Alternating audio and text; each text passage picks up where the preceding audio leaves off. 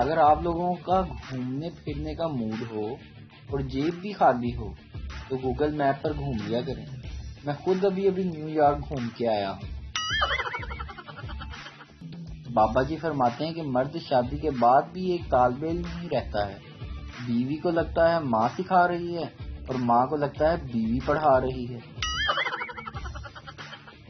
بابا جی فرماتے ہیں کہ پیسہ آئے گا چلا جائے گا، خوشیاں آئیں گی چلی جائیں گی، لیکن صرف موٹاپا ہی ایک سچا دوست ہے جو آ کر کبھی نہیں جاتا.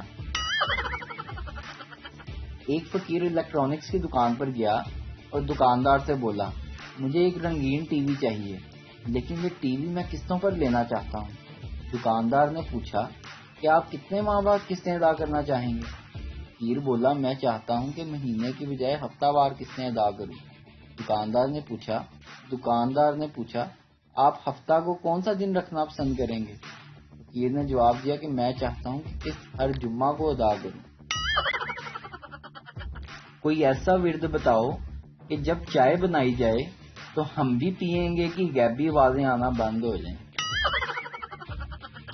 نہ جانے دل پہ کیا گزرے گی، کیسی وہ گھڑی ہوگی، سنا ہے کہ درمیان میں حوروں کے بیگم بھی کھڑی ہوگی.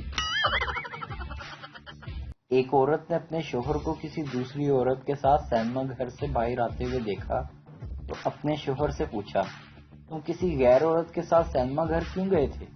تو شوہر نے معصومیت سے جواب دیا دراصل بیگم آج کل ایسی فلمیں بن رہی ہیں کہ توبہ، بندہ اپنی فیملی کے ساتھ دیکھ ہی نہیں سکتا.